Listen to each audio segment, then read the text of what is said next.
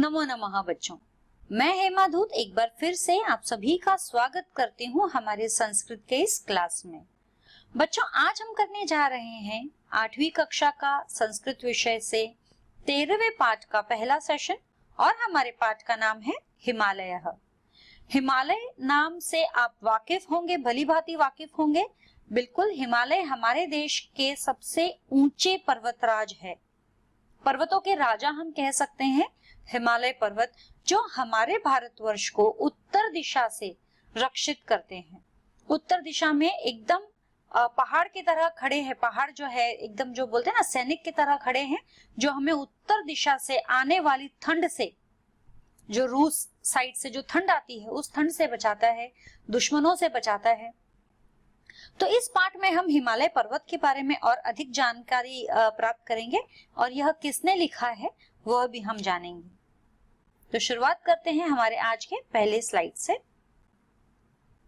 प्रस्तुत पाठ महाकवि कालिदास प्रणीत कुमार संभवम नामक महाकाव्य के प्रथम सर्ग से संग्रहित है। यह जो पाठ हम कर रहे हैं, जो कविता के श्लोक जो हम करने वाले हैं, यह महाकवि कालिदास, इनके बारे में हमने पहले भी पढ़ा है। कालिदास जो है बहुत ही पुराने जमाने के सबसे पहले कुछ कवियों में से एक कवि है, महान रचयिता है कालिदास। उनके कई काव्य हैं, उनमें से एक काव्य यह भी है कुमार संभवम। कुमार संभवम यह एक रचना है और इस रचना के पहले सर्ग से, प्रथम सर्ग अर्थात पहले सर्ग से कुछ ये श्लोक संग्रहित किए हैं और इन संग्रहित श्लोकों को यहाँ पर इस पाठ में दिया गया है और बहुत ही उचित कहा गया है हिमालय पर्वत के बारे में इन श्लोकों के द्वारा, कालिदास द्वारा लिखे गए इस काव्य में। इन पदों में हिमालय की प्राकृतिक सुषमा का वर्णन किया है। ये जो भी पद है यहाँ पे, तो यहाँ पर हमने हिमालय की प्राकृतिक सुषमा का वर्णन किया है। प्राकृतिक, नैसर्गिक जिसे हम कह सकते हैं, नेचुरल। तो यह सुषमा, उसकी खूबसूरती, उसका वर्णन यहाँ पर इस पाठ में कवि कालिदास ने किया है। अब हम बढ़ेंगे हमारे आगे पहले श्लोक की तरफ।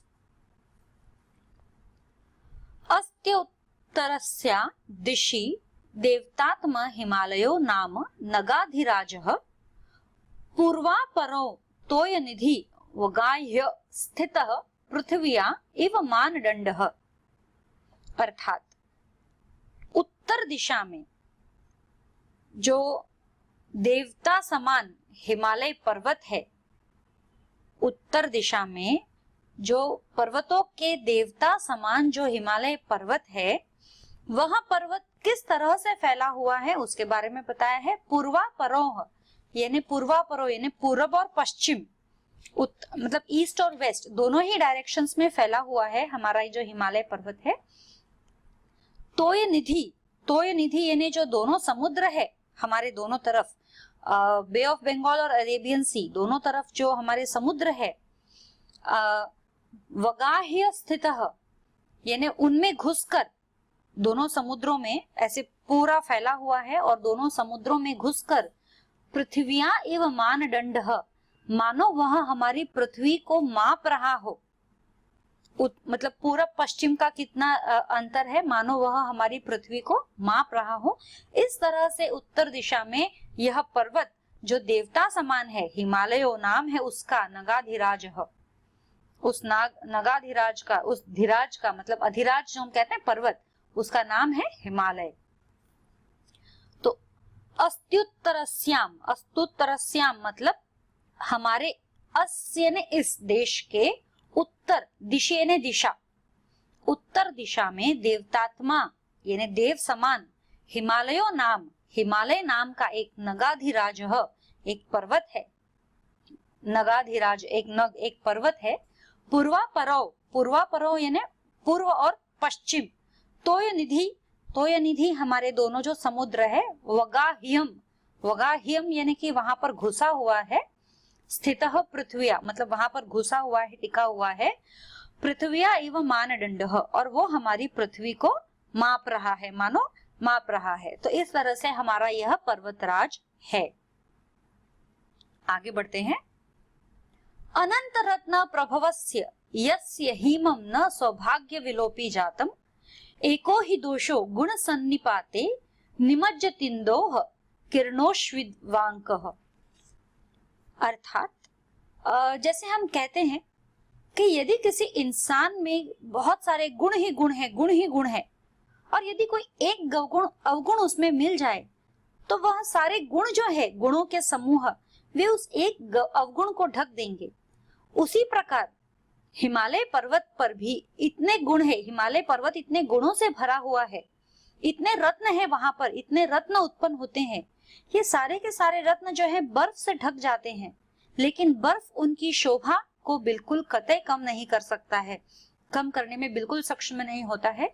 अनंत रत्न प्रभवस्य यस्य, मतलब यहाँ पर जो है अनंत रत्न उत्पन्न होते हैं, लेकिन हिम, यहाँ पर हिम जो है न सौभाग्य विलोपी जातम, यानी उनके सौभाग्य को, इन रत्नों के सुंदरता को हिम जो है कितना भी ढकने की कोशिश करे लेकिन उनकी सुंदरता को कम नहीं कर सकता है।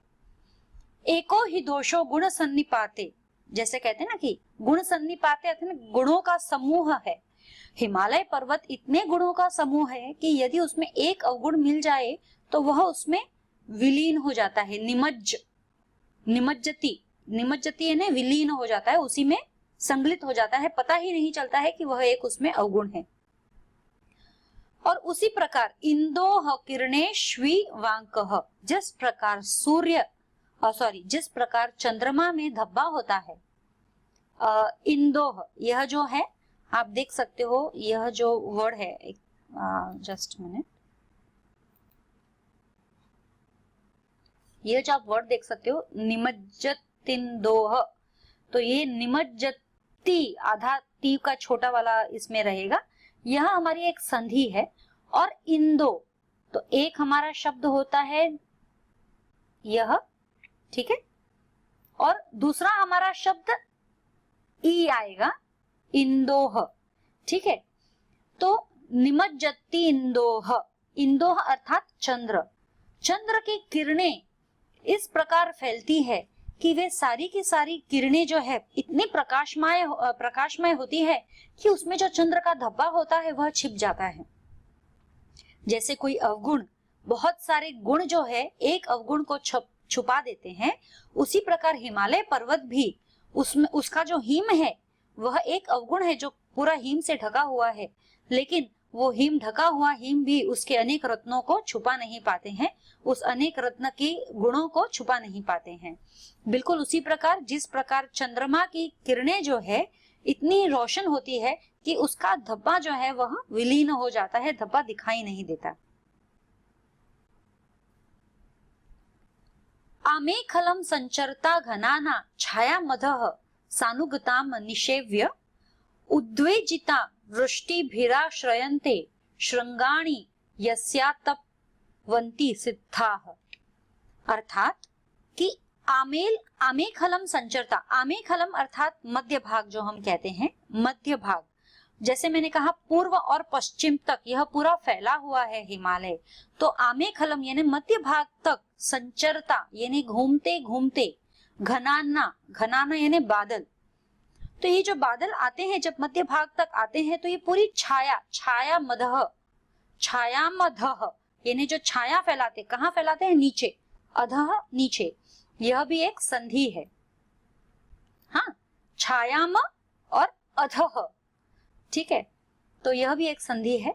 तो यह जो छाया फैलाते हैं, सानुगता नीचे, सानुगताम निषेव्य, ये छाया जो फैलाते हैं, उस छाया के नीचे जो है कुछ लोग जो है इसका फायदा उठाते हैं, छाया के नीचे आराम से कोई तप करते हैं, कोई कुछ करते हैं, लेकिन कुछ लोग जो होते हैं वो डरते हैं वर्षा से। इसकी छाया, हिमालय पर्वत पर बादल आए हैं मतलब वहां बरसात होगी, तो वे डरते हैं उस छाया से, उस बारिश से, तो वे ऐसी जगह ढूंढते हैं जाकर जहां पर उन्हें सूर्य की रोशनी प्राप्त हो, जहां पर उन्हें उजाला प्राप्त हो।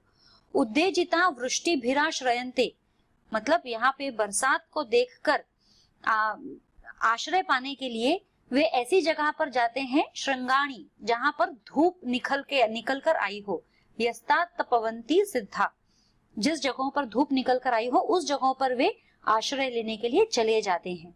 तो जब आमेखलम, जब पर्वत जो उत्तर से दक्षिण पूरब से पश्चिम के बीच में आते आते जब बीच में घनी छाया हो जाती है बादलों की, तो उस वक्त वहां पर कुछ लोग जो है उस छाया का फायदा उठाते हैं, लेकिन कुछ लोग जो है डर जाते हैं और वो वहां से उस वर्षा काल से बचने के लिए ऐसे स्थान पर निकल जाते हैं जहां उन्हें धूप मिलती हो। आगे बढ़ते हैं। कपोल कंडूह करी भिर्वी ने तुम विघटिताना सरल द्रुमाणाम यत्र स्तोत्र क्षीरतया प्रसूतः सानूनि गंधः सुरभि करोति। अर्थात हाथी जो होते हैं, बड़े बड़े हाथी, यहाँ पर जो कपोल कंडूह कहा गया है, कपोल अर्थात सर, हाथियों के जो बड़े बड़े सर होते हैं, उनमें जब उनको खुजली आती है, करी भरविनेतु, जब उनको खुजली आती है तो वो अपनी खुजली मिटाने के लिए देवदारू नाम के एक वृक्ष है वहां पर, विघट्टिताना, विघट्टी अर्थात देवदारू नाम के जो वृक्ष है उस पर अपनी कनपट्टी ऐसे रगड़ते हैं खुजली करने के लिए। तो जब वे अपनी कनपट्टी वहां पर खुजलते हैं तो उस पेड़ के छाल जो है निकल जाती है। पेड़ की छाल निकलने पर वहां से एक सफेद रंग का जूस टाइप निकलता है, रस निकलता है, जो सरल द्रुमाणाम, जो निकलता है वहां पर, उससे जो खुशबू फैलती है पूरे पर्वतराज पे, वो बहुत ही मनमोहक होती है। तो यह किसके द्वारा होती है? कपोल कंडूह, यानी जब हाथी के सर में खुजाल आती है तो अपने सर की खुजाल करने के लिए वह देवदारू नामक पेड़ पर अपना सर रगड़ता है, और उस रगड़ से जो छाल निकलती है पेड़ की छाल निकलने पर एक सफेद रस जो है वहां से निकलता है, और उस रस में जो है खुशबू होती है, वह प्रसूतः मतलब फैल जाती है, सानूनी गंधः, वो जो मीठी खुशबू है पूरी फैल जाती है, और सुरभि करोती मतलब पूरे जो वातावरण है वहां का एकदम खुशबूदार कर देते हैं। दिवाकरा द्रक्षति यो गुहासुलीन दिवाभीतमी वांधकारम क्षुद्रेपि नूनम शरणम प्रपन्ने ममत्वमुच्चैः शिरसाः सतीव। यहाँ पर बहुत सारी संधि है इसके अंदर। जैसे पहली संधि तो हमारी यही है, दिवाकरा द्रक्षति, दिवा यानी सूर्य की रोशनी में, रक्षति यानी रक्षा करना, फिर ये आपका दिवाभीतमिवांधकारम, जो सूर्य के उजाले से डरते हैं, उल्लू के समान पक्षी जो, और फिर यहाँ पर ये भी है एक ममत्वमुच्चैः शिरसा, ममत्वमुच्चैः शिरसा, यह भी एक संधि है। तो यह जो पाठ है हमारा, इसमें संधि काफी हमें मिलेगी। तो दिवाकरा द्रक्षति यो गुहासु लीनम दिवाभीतमिवांधकारम क्षुद्रेपि नूनम शरणम प्रपन्ने ममत्वमुच्चैः शिरसा सतीवः।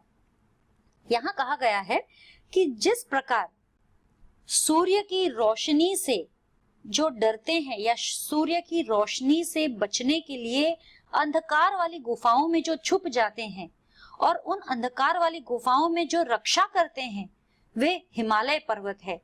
तो हिमालय पर्वत, और यहाँ पर किसके समान कहा गया है? उल्लू के समान। उल्लू कभी दिन के उजाले में बाहर नहीं आते, वे गुफाओं में ही ऊपर छत पर टंगे हुए रहते हैं। तो उनके लिए ये कहा गया है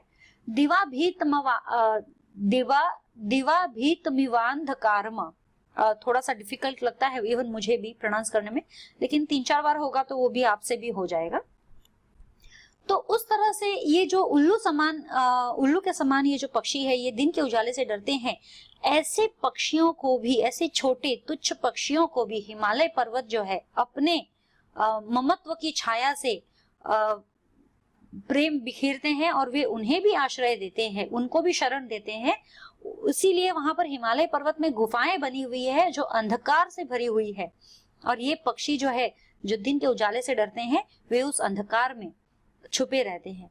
तो उनको भी मतलब यहाँ कहा गया है कि ये हिमालय पर्वत तो बहुत ऊंचा है, बहुत महान है, लेकिन वो इतना महान होने के बावजूद इन छोटे या नीच किसी भी चीज से डरते नहीं है या किसी भी चीज को अपनाने से डरते नहीं है और उनकी रक्षा करने में, यदि कोई भी उनकी शरण में आए तो हमेशा उनकी रक्षा करते हैं।